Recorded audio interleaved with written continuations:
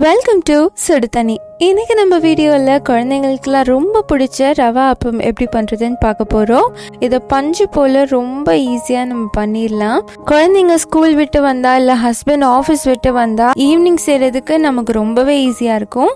சாப்பிட்றதுக்கும் அவங்களுக்கு ரொம்பவே பிடிக்கும். அப்படி ஒரு சூப்பரான ரெசிபி இது. இதோட இன்க்ரீடியன்ஸை நான் டிஸ்கிரிப்ஷன் பாக்ஸில் கொடுக்குறேன். இப்போ வாங்க சேர்ந்து சமைக்கலாம். ஃபர்ஸ்ட் இதுக்கு ஒரு பவுலில் அரை கப் ரவை சேர்த்துக்கிறேன்.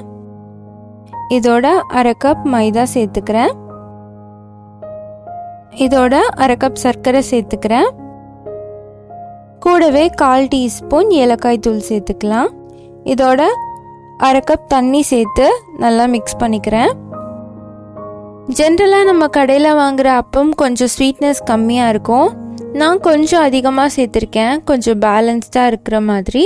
நீங்கள் ஸ்வீட்னஸ் கம்மியாக வேணும்னா இன்னும் கொஞ்சம் சர்க்கரை கம்மி பண்ணிக்கலாம்.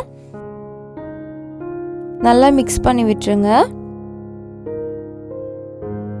இப்போ இதில் எல்லாமே ஈக்குவல் அமௌண்ட்டில் தான் நான் சேர்த்துருக்கேன். இது நல்லா மிக்ஸ் ஆனதுக்கப்புறமா இதை ஒரு அரை மணி நேரம் ஊற வச்சிடலாம். அப்போ தான் ரவை நல்லா சாஃப்ட் ஆகும். அரை மணி நேரம்க்கு அப்புறமா ரவை நல்லா ஊறியிருக்கு. ஒரு தடவை நல்லா மிக்ஸ் பண்ணிக்கோங்க.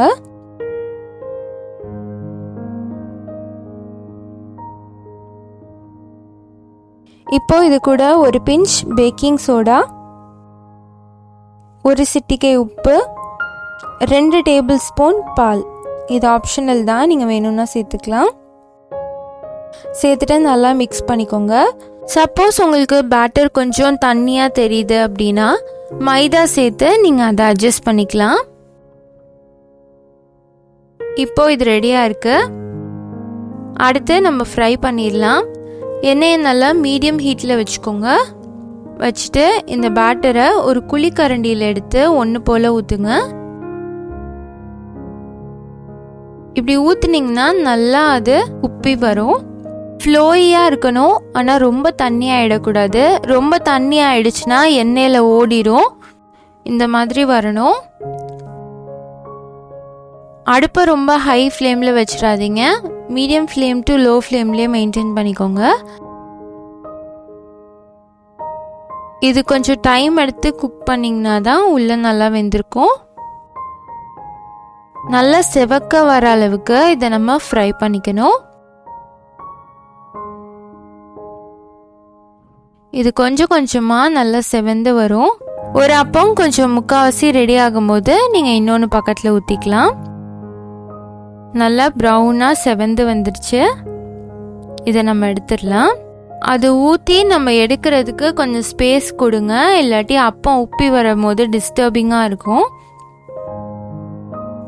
இந்த கலரில் வரணும். இதை நம்ம எடுத்துடலாம்.